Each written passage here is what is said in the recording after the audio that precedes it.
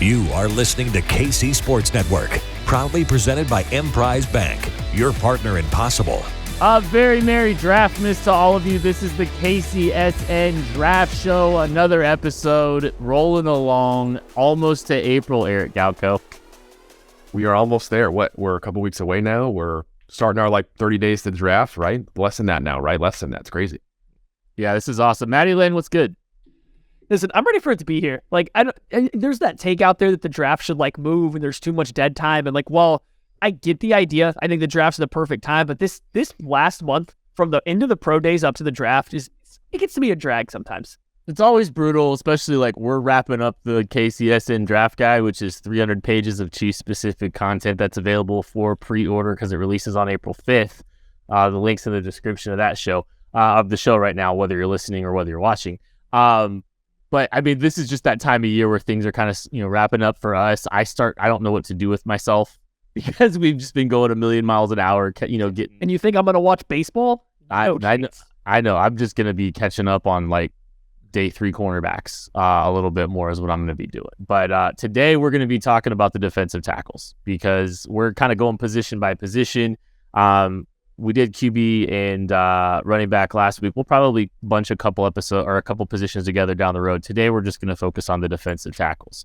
It's an interesting group, and I think we got to talk about Jalen Carter off the top. I want to know from you, Galko, from your perspective, how far does Jalen Carter fall? What do we think, sitting here today, late March, how far do we think Jalen Carter is going to fall after everything is all said and done? Yeah, I want to be cautious about talking about character and background stuff, but I think it's important that this incident that he had was very serious. It's still ongoing in some ways, right? But this wasn't the only thing that happened to Jalen Carter while at Georgia. And, it's not reports, so I don't want to specify too much. And it wasn't 10 things, but it was more than one. And when we covered this before, I think a couple weeks ago on character, it's not about what they did in punishing these guys. That's why they fall in the draft. Is this going to be predictive of future behavior? And I think Jalen has, at the very least, and I think people close would probably admit, it's left the door open that there could be further issues, right? And when you take a guy in the top 10 picks of the draft, he better make a second contract, right? Or else you're in a really tough spot as a team. And I think that's what a lot of teams think about. And also, not only is that a high draft pick and high capital, but what half of the top 10 teams in the draft, or maybe close to half, are first or second year GMs, right? The Cardinals, Monty Ossenfort, new head coach in the Carolina, first overall pick. Ryan Poles in Chicago was second year. He's in a big year. Rand Carthen at 11 with Tennessee, right? So a lot of teams are also in that spot where, hey, new GM, hard to make that kind of bold move. Teams with veteran leadership want to take a risk here. We can add one player to a team like the Seahawks, the Lions, to be a playoff team. So I think when you kind of have those issues that teams think there may be a reason why you don't succeed as a rookie and or don't make a second contract, those are the two big things. I think Jalen Carter has at least left the door open for both of those things. That being said, I think if the Chicago Bears stay put at first overall before this all came out, he might have been the first overall pick. So he's that talented. I have a hard time thinking that the Bears, who I know like Jalen, it's been reported they like Jalen Carter quite a bit, maybe more than Will Anderson. I have a hard time thinking the Bears at 9 wouldn't say, holy shit, we just went from 1 to 9 and got our top overall player, jackpot. So I feel like that's probably his floor. I'm not positive, though, because, again, Poles wants to have a successful season, and they had a great offseason so far, and you don't want to mess up a great offseason with a wasted top 10 pick either. So I think the floor is 9. I bet he goes a little before that. Maybe Chicago even trades up to kind of get him a little bit with all the cap out they have, too. But it feels like the top 9 picks are where Jalen Carter is going to go. And, again, if I was a GM, even though if I talked to him and talked to everybody around him and felt good about it, I'd still feel pretty worried. I'm a pretty risk-averse drafter. If I was a GM, I'd be pretty risk-averse against a guy like Jalen, even though he's so talented. And this is the hard part, is we obviously sitting here don't have any insight into any of the off-field stuff, the character stuff, the practice habits, anything that's being brought up. But we did just do a similar thing last year to Kayvon Thibodeau, and all of a sudden we're talking about how he's going to fall. Now, the situations aren't the same. It seems like one of them was a little bit more media-driven and kind of made up that people just simply maybe not liking who the person was. There's definitely stuff, and I don't know how big, not big, or anything like that with Jalen Carter. There's reports going back from some people to last year before this kind of last college football season started. So whatever it is, I do think there's really something there that GMs and teams are going to have to sort out within that own room. But this is also something that, in this long process leading up to the draft, I think gets overblown a little bit, right? Like, we're sitting here saying that I think we'd all be surprised if he falls out of the top 10 if nothing new kind of comes out. That seems like Eric's saying there, the floor is still going to be inside the top 10. And the way that if you follow all these things right now, it almost seems like people think he's going to be in a free fall in the first round. I just don't think it's that far. You're just going to have some teams that are going to err on the side of caution, probably skip over him for a player that they have nearby in terms of their rankings, or maybe there's a few teams that just completely rule him out based on what they hear, but it's not every team. So he's still going to be one of the best picks. And I mean, you just have to watch like 38 seconds of any Georgia game that matters. Like, yeah, he maybe takes some plays off when they're playing like their off weeks, but any Georgia game that matters, you have to watch just a handful of plays and like, nope, 88's that guy. I think one more thing to add there, because it's a good juxtaposition, is for Thibodeau, a lot of the concerns were around work ethic, weight, attitude, focus, which are things a lot of teams feel they can either fix with great leadership or with great coaching. And all seems fixable. It may not be fixed, but those things seem fixable. But when you have some of the stuff that Jalen has done or been involved with, that is the next evolution of immaturity is actually that leading to something. That's when I think you start getting worried. So, Kayvon fell, but not really. He was still, they were all kind of really good players above him. He went to 7 or 5, right? That's about it. So he didn't really fall that far. Yeah. When we had so many good players above him too. But I think Jalen's a little more of a risk because of kind of the multiple things. And again, there's one thing that's well known now, a couple other things that are his past as well, recent past. And I think teams are going to say, hey, this is the next immaturity is one thing, immaturity leading to bad actions. That's when teams start getting really worried. Kayvon didn't have that and Jalen did. So, yeah. And I mean, there's not to get too comparative either, but, we've seen, Micah Parsons had some stuff with the off field that a lot of people were bringing up. Yep. He goes 11 and he winds up being the best defensive player in the last 5 drafts. Like, yep. So I don't know. It's interesting for you to say, hey, the floor is 9, because I do. And I tend to agree. I don't think he's getting out of the top 10, but if you listen to other people, you think, the Chiefs are having to take a hard look at him, but yeah, he's the highest film grade I think we had in the KCSN draft guide this year, if I remember correctly. So there's some interesting defensive tackles here too. I want to talk to you about, and these are not all Chiefs related, but like Kalijah Cansey, he's not a fit for the Chiefs. He's not a guy that the Chiefs, the prototype interior defensive lineman that the Chiefs have typically coveted. He's closer to a defensive end for him than he is a defensive tackle. But do we think that Kalijah Cansey is a guy that's off the board before the Chiefs are picking at 31? I don't. I think part of it too, along with being a little undersized, and even though teams are cool with that now, it's still a little bit skittish when it comes to those kind of players who's also been dealing with and had that lingering injury towards the end of the year and kind of still recovering from that. That didn't allow him to kind of do any part of the draft process for a while there. And I think he's still kind of playing catch up there too. So I think teams are going to say, hey, this undersized guy who's, going to be 100%, we think, for mini camp, training camp, right? But I think it's always linger when those kind of things come up too. So I think both of those reasons are why there's a better chance he goes somewhere on early day 2, where a non-playoff team and a team picking early in the draft is like, oh man, we can stack Will Anderson and Kalijah Cansey, or we can get our quarterback and then get a guy like him, an impact player. So it feels like more of an early day 2 guy, but immensely talented. And I think if he's in the right situation where it's probably a 4-3 or a 3-4 hybrid that can kind of allow him to kind of get one-on-one isolation pass rush reps, like that's where he's going to win. He can still work in the run game, but I think you want to get a guy like him in as many isolated pass rush situations as possible. So a 3-4 team who's going to blitz a lot, a 4-3 team who's got a bigger nose tackle, kind of let him be that 3-tech or situational 1-tech on third downs and let him work. And yet he's the guy that I struggle with. It's just the size and the lack of arm length. And then when you watch him, like the tape, it's fantastic, but a lot of it's kind of the same stuff. In my opinion, he crosses the face of a guard across from him or a center across from him, and then he just runs right by them, and they just don't have the foot speed or the hand strength to just match him. And it's the same thing over and over again. And then you go look at who he's playing, and sometimes the competition's not great. And I do have reservations of a guy with his size translating to the NFL at that level. And then even when you start talking about it, people are trying to come up with the perfect fit. Oh, we can put him in Philadelphia next to Jordan Davis because Jordan Davis can take on the double teams. Like, I agree with that, but is that what I want to do with my first round pick as part of my sales pitch is how I can make him work?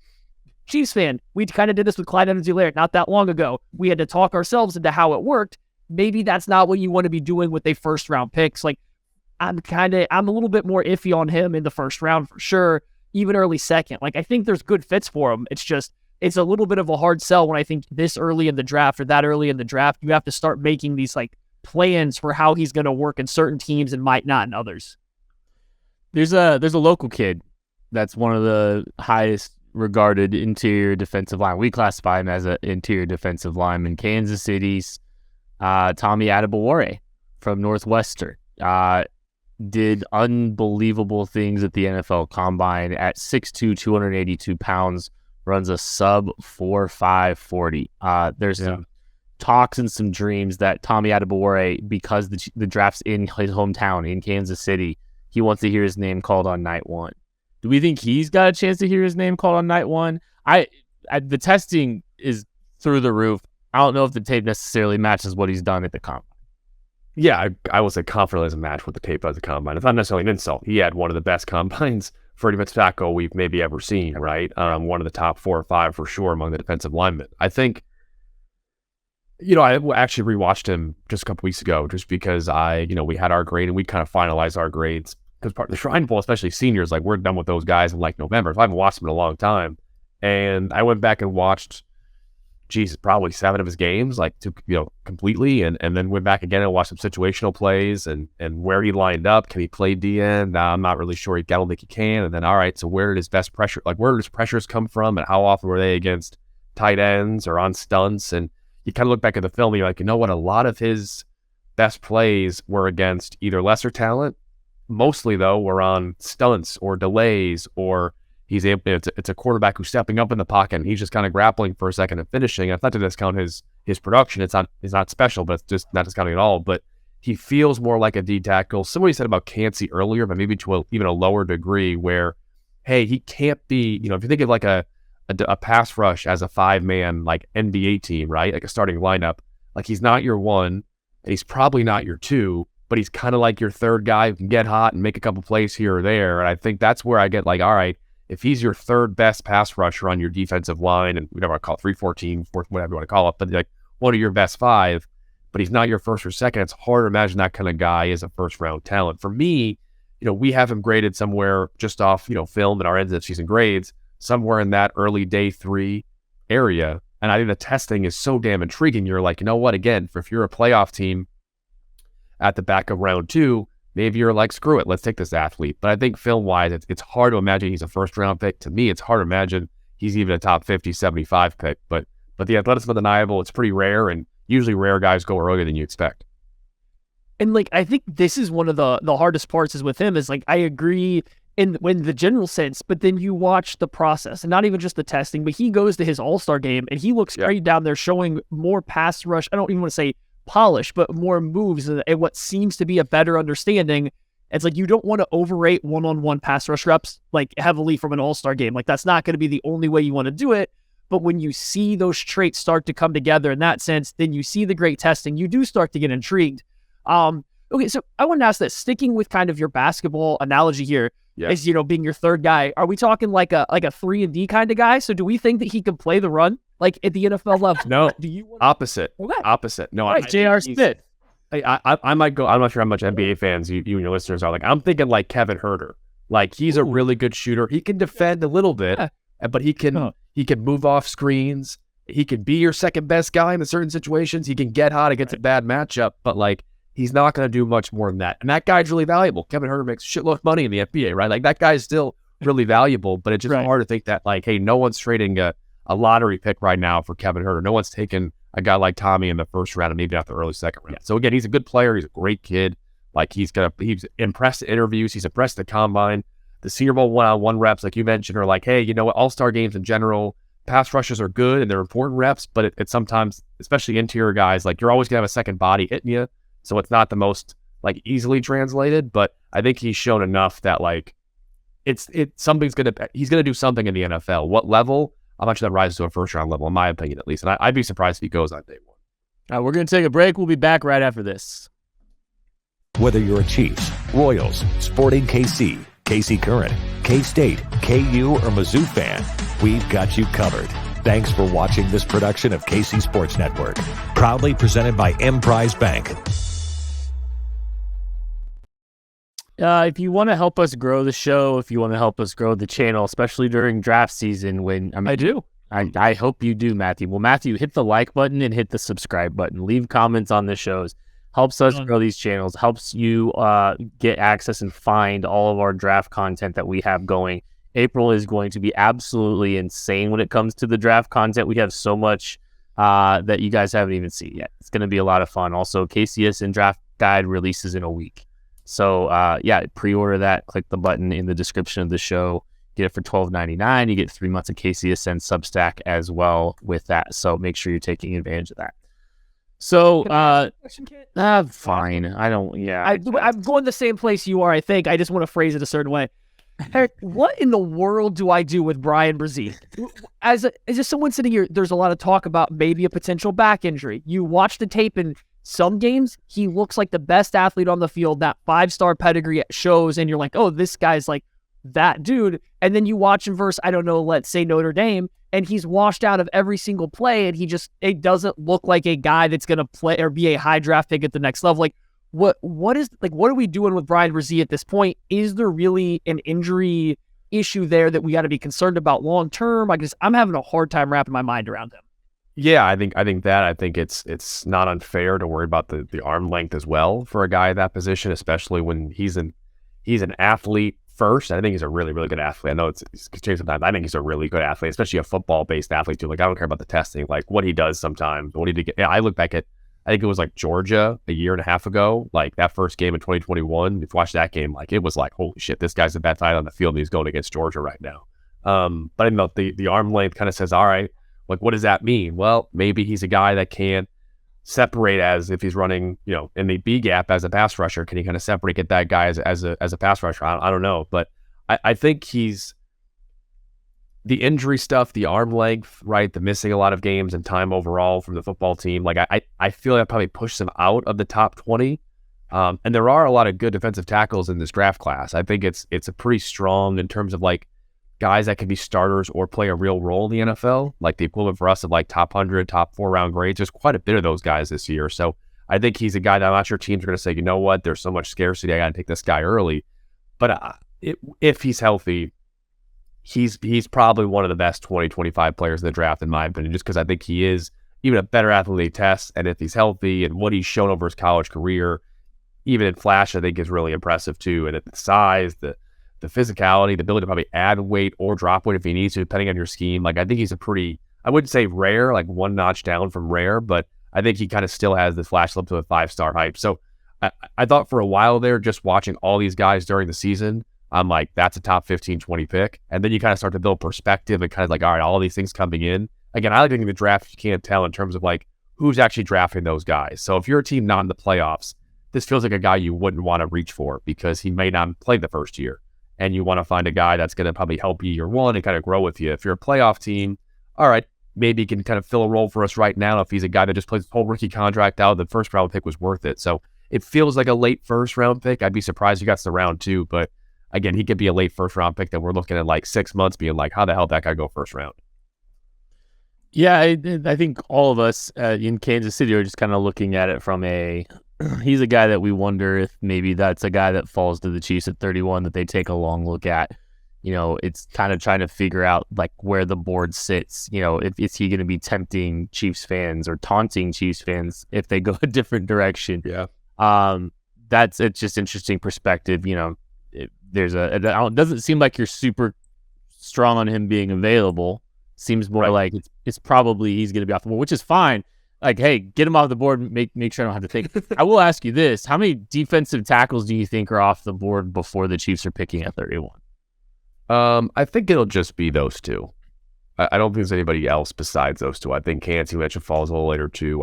I think a guy like Siaki Ika, which maybe talk about in a minute too, I think he should be in that discussion. I think again, just guys that are that big are pretty rare, and I'd like that guy if I was team maybe in the late first round. But I think it'll be just those two guys off the board in round 1, and then a whole bunch in the middle to early part of round 2. I was gonna say, like, is there a case for Mozzie Smith? We think because like it seems like there's some people that believe that Mozzie Smith's a Dallas Cowboy. Yeah, and initially, again, doing my first mock draft, a couple months ago now, I was like, yeah, there's not enough guys in the first round to take him. You got to take that guy. But again, I think I'll probably go some names too, but Iga, Benton, Dexter, Jaquelin Roy, who else? Jalen Redmond if he's healthy, Tyler Lacey, Dante Stills. Like a lot of these guys are really talented guys. Could probably fill a very similar role to Mozzie Smith. But Mozzie's really talented, never put it all together. I'd be scared to take him in the first round because he may never put it all together. Go, Maddie. You just talk about like our next, like the rest of our team. Right. No, that's all I was gonna do too. Was kind of It's called a teaser. Let me help you out. It's called a teaser. What? I didn't know you were looking at our spreadsheet. That's all. We can circle back to anybody else here that we missed, but like I have like I don't know a couple guys that I kind of put in the same mold that I think they're immensely talented, but for one reason or another, I don't know if they lived up to that talent all the time in college. So you mentioned I believe Gervin Dexter in there, Jacqueline Roy, and then I kind of like Zach Pickens as well out of South Carolina. These guys I think all have a lot of talent. I don't know if they played up to the ultimate ceiling they could have kind of in college, but I think they could all be better in the pros. And I think these are all guys that you're looking at in round 2, maybe early into round 3, because I just think they're that good of players at this position. Which of those 3 guys which guy do you like most out of that group, I suppose? Which 3 guys was it? Gervon Dexter, Jacqueline Roy, and Zach Pickens.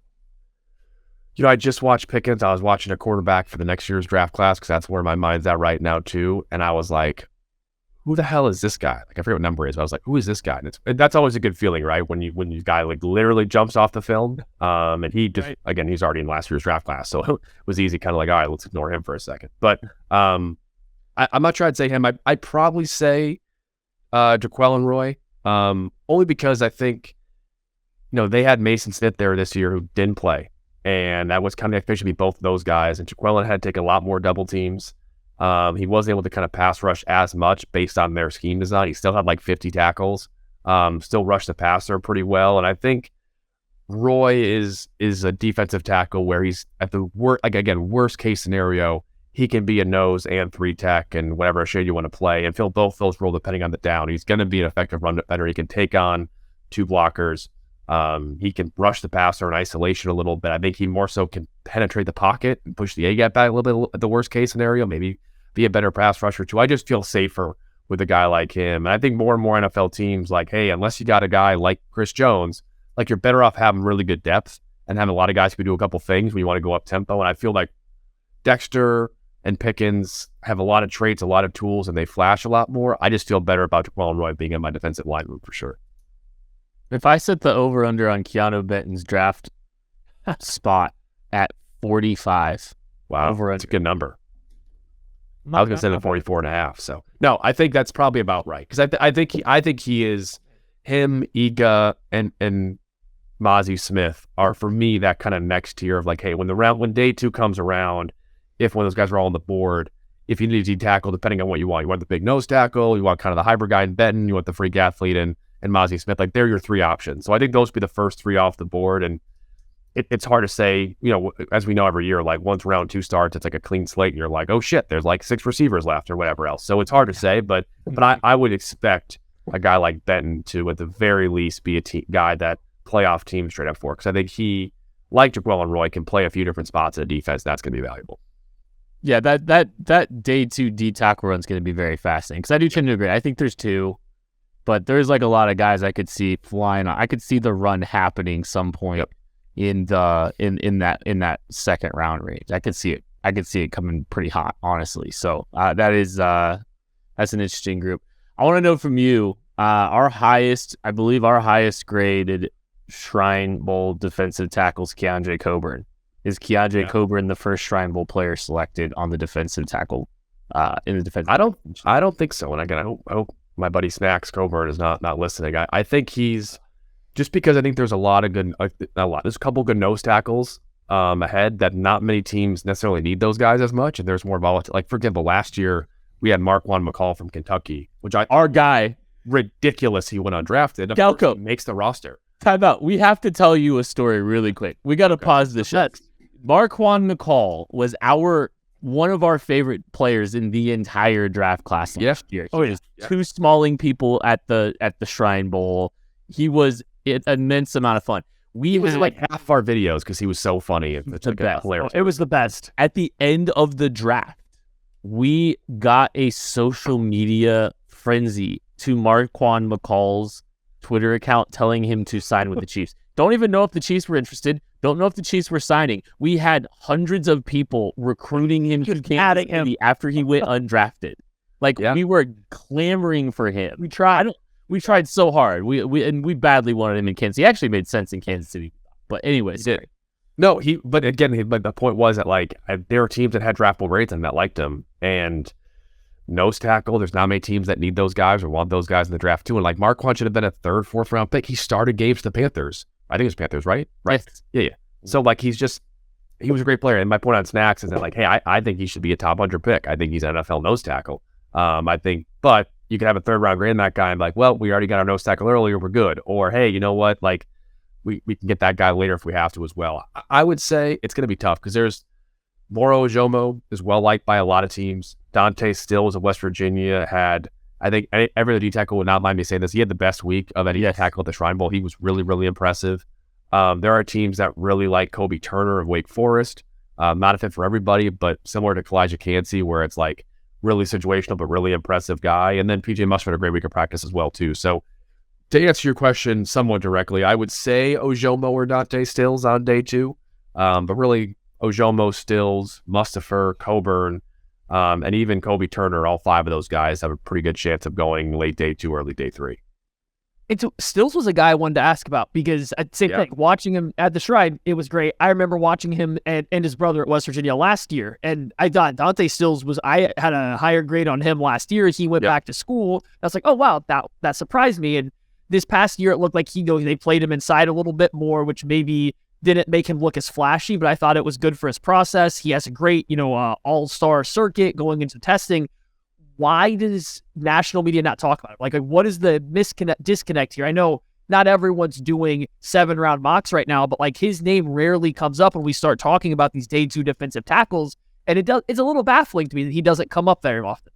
Yeah, I mean, if I can a little bit bash just media in general, right? It's hey, he didn't test freaky at the combine, and he's a D tackle. And those guys don't get extra looks. Right? I mean, again, Kobe Turner deserves his praise. He's getting it. He's part of it because he had a super high PFF grade because he killed it, right? But people are watching for him for those reasons. And there's not many guys like you guys that actually look at all these players and go down in depth a little bit. All right, let me give a guy his day. But I'm not as worried about that. Certainly, it helps. Every scout's on Twitter. I'm very much aware of that, even more than I was before this job. That every single scout is on Twitter and reading my tweets, reading your tweets, sending me texts about the PFF mock draft simulator being down. The scouts are on Twitter, and I think that's why I a little bit want to make sure that people are the right guys. But I know grades around the league for Dante, and I think Dante playing, you kind of mentioned it, playing a little more inside this year. He's played 5 tech. He's even had edge rusher reps, right? He did a couple of those things at the Shrine Bowl as well that I think teams, again, feel safe with Dante still. It's all right, worst case scenario, he can play 4 or 5 different techniques on our defensive line. And best case, he's a guy that has the ideal height. He's got some twitch to him. He can be really physical. He plays well away from his frame. Maybe he can get a lot better when he's just doing one thing in our defense. So I think that's why Dante is a guy that, once you kind of leave, and I think he's a guy that most teams have in that 3rd, 4th, the equivalent of the 3rd, 4th round grade, right? And we always forget sometimes, all right, teams don't have 100 top 3 round grades. And I think when you get past those first 2 round grades, you're all right, let's just get a guy in the top 100 who's not going to screw me over in a couple years, and that's going to be Dante. He's going to be on your roster for 3-4 years at least. That's why I think he goes somewhere on late day 2. So hopefully this podcast gets him his flowers because he deserves to be much more than he is right now. That's our goal. We can start another social media movement if we need to. Yeah, Brett Veach calling you guys, stop it with the D tackles. Yeah, it's just another D tackle again. But Dante Stills, do we think 3-4, 4-3 best fit for him? I think 3-4, just because I think those guys are hard to find. I think guys that can play a 5 tech are harder to find. It's almost like if a guy can play tackle or guard, well, let's try him the tackle first, because they're harder to find. I think he'll probably play a 3 tech role in the NFL, a 3-4 that kind of role, because I think he's really good there, especially as a run defender. That's where I thought he really strived at the Shrine Bowl. He had some flashy pass rush reps, but in my opinion, just off the grades that I did, I thought he was the best run defender all week in practice, and I think that's kind of where the reliability, probably some of that experience playing a couple different roles. Like he just gets how to play run fits from a couple different spots. So I think that there's not many other 5 techs in this entire draft. Tyler Lacey comes to mind and a couple other guys maybe, and that's about it. So I think I'd try him to 5 tech if I needed a 5 tech, but I bet enough 3 tech teams like him that he'll go and kind of be a guy that's a 3 tech, 4i, and figure out from there. We're going to take a break. We'll be right back after this. Whether you're a Chiefs, Royals, Sporting KC, KC Current, K-State, KU, or Mizzou fan, we've got you covered. Thanks for watching this production of KC Sports Network. Proudly presented by Emprise Bank.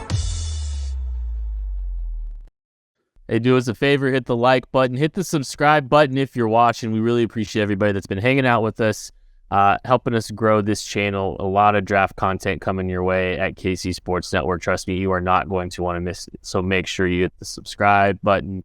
Turn the notifications on if you want to find out what's going on with KC Sports Network when we post all this sweet, sweet draft content.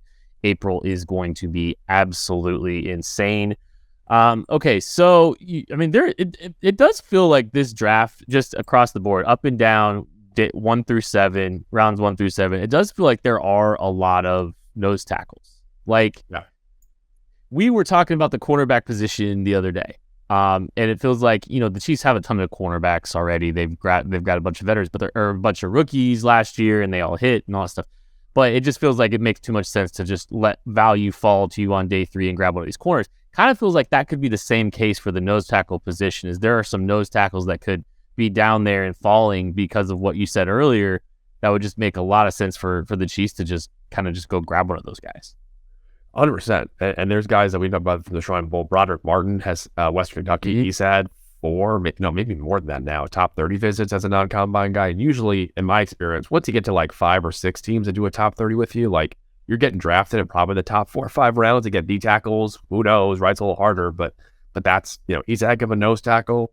I'll tell you a guy that, I'll be honest, we kind of didn't grade as highly, and a team reached out to us to add him late to the Shrine Bowl. Terry Hampton from Arkansas, which a guy I'm sure most people haven't watched too much, but he was awesome during Shrine Bowl week. And again, I had a team, I'll be honest, like he was not a guy we had graded. A team called me being like, hey, we got a draft bowl grade of this guy. Like if you have a spot, please get him in there. So he's a guy that's, again, probably a PFA, most likely a PFA, but he's a guy that can play nose tackle for you. So I think you're dead on. It's a really strong class. I think that's why I worry about Snacks a little bit. A couple other D tackles too who may get drafted early because they're really talented, but may see, some teams not maybe need it. It's almost like quarterbacks, right? Like once you get one or you want to pass the dish altogether, then you kind of wait till undrafted free agency too. But a strong overall class at nose tackle. Even guys that weren't at the Shrine Bowl, Gerard Clark, really talented player, right? Another nose tackle, a big guy that can kind of fit a couple spots, nested Jade Silvera, et cetera too. So a lot of that position too. I think it's making a bit of a revival as a position that teams kind of didn't care for a while and now realize like, hey, having a really big guy in really defense can help, but we'll see how it plays out on draft day because some of these guys are going to be left really disappointed out where they're on draft day just because of how deep it is. Well, let's talk a little bit about Broderick Martin more because I think it's a player that a lot of Chiefs fans don't know about, but he has had the Chiefs are one of the teams that have brought him in on a top 30 visit. And so just what did you see from him, that got you guys to invite him to the Shrine Bowl, or what did you see down there that should make, it's a nose tackle. Not everyone's going to get excited about a nose tackle, but why should fans of a team be excited for something like why Martin as a potential draft pick for their team? I think he's 85 to 90% of Jordan Davis. Like, I think that's how he plays. I think he's, again, not as freaky of an athlete, but I think he's a good athlete and a really good mover. I think he dominates the same way in the run game as Jordan Davis does. And he's a guy that, and again, he's a guy that both our area scout, I'll give him credit, Riley Bymaster did a great job early in the season, was like, hey, this guy's a real player. And right when we started considering him, I had 2 teams call me and like, hey, have you watched Western Kentucky kid yet? And I think there was a lot of like area scout. He was a guy that area scouts were like, don't tell anybody, but like, I like this guy a lot, right? Because it was like a secret for a while. It probably still is a secret a little bit. Maybe the secret's out at this point, but like a lot of teams recognize that, hey, forget the pass rush not being there. Who cares? Like neither Jordan Davis, this guy is dominant. So I've heard a lot of the Jordan Davis comp is not even my own. I've heard that from a couple teams that I've had a lot of interest in him saying, hey, this is a guy we really like too. So I think he's a nose tackle that I think a lot of teams said, hey, we can maybe steal this guy as a PFA or a late round pick. And I'm not sure he's going to be there anymore too. So I'm not sure if it fits the Chiefs. I'll defer to you guys. If he fits the measurable numbers that you, Maddie, know back of your hand for D lineman and stuff. I got yelled at last time, mentioned a player who didn't fit Spags. Here. But But he's a draft pick, and he's got a lot of interest. And again, I think the quick answer is 85 to 90% of Jordan Davis. No, I think that he would be a great fit for a nose tackle for the Chiefs. I mean, we're talking long arms, big-bodied guy. And he still has explosion upfield. I think that's the big thing. Steve Spagnuolo doesn't want a nose tackle that is literally just going to get out of a stance and hold his ground only. He does want them to be able to get into a gap, own a little bit of space, get off blocks, and even if you just want to have some fun, go search Broderick Martin on Twitter or go to the videos tab, and you're going to see some plays where, like Eric's saying, you get some Jordan Davis-esque looking stuff where he's extending a center off of his body, and you see him peeking his head off to both sides before shedding them and then chasing down a guy. Like, there's a lot of fun highlights out there of him already if you don't even want to spend a ton of time looking. And, I think he would fit great. I'm really excited. It's disappointing that a lot of teams are bringing him in. One of those guys you hope that you can steal late in the draft if you're a Chiefs fan who desperately need a nose tackle right now. Yeah, but I mean, you look at it, and we're talking about, those guys, there could be a suppression of the market a little bit for them. And, that's an area where, the Chiefs have some day 3 capital. Maybe they can capitalize on that, and maybe it's not a Broderick Martin, but it's somebody, somewhere in day 3 where they're able to get, a bigger nose tackle where, I mean, Derek Notty's back, he's back on another 1-year deal, but I mean, it was kind of a down year for Derek Notty last year. So let's see. I'd love to see what Joe Colin can do with a guy like Broderick Martin. You might know this, Galko, off the top, if you don't know, big deal. Is Broderick Martin, because I believe he started his career at Northern Alabama. Yes. Is he on the older side of a prospect? No. Okay. No. I kind of sure he's a 4-year player. Okay. He's a 5-year player, but not on the older side. No. Okay. So he just 2 years at Northern Alabama. Yeah. Okay. Crushed it. Transferred up. Okay. Kentucky, play right away there too. New coaching staff that year, Western Kentucky too. That's why he kind of transferred there as well too. So, yep. Yeah. All the right reasons. Not a bad thing. No, for sure. I mean, he's Northern Alabama to makes all the sense in the world. This is the chance to. I want you to drop some knowledge on some Shrine Bowl guys that are probably going. I know we've talked a lot about these Shrine Bowl guys already, but just a couple of guys that you think might be going a little bit earlier than people are talking about right now, or we need to be paying more attention to. No, you can pick favorites, but it's a strong D tackle class in general, and I had a tough time.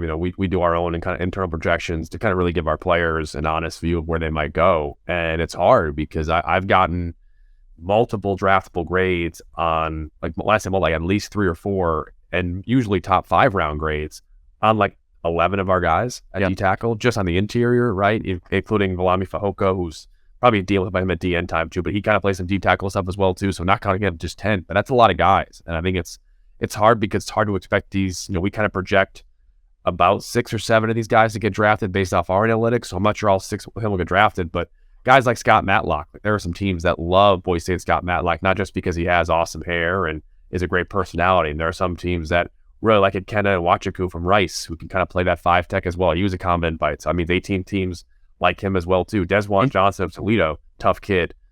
He played well during the Tribal Week too. He's more of a 3-tech guy. Teron Vincent of Ohio State, obviously Troy's son, had a good week of practice as well too. Devoncha Maxwell, second highest grade among all D tackles in this draft class after Kobe Turner among FCS players. So all these, I mentioned Terry Anta, all these guys have a reason. So it's tough to pick a favorite. But again, I think it'd be Ojomo and Stills at the top, but I think 6, 7, 8, 9 of these guys will get drafted. It's a good D tackle class for us.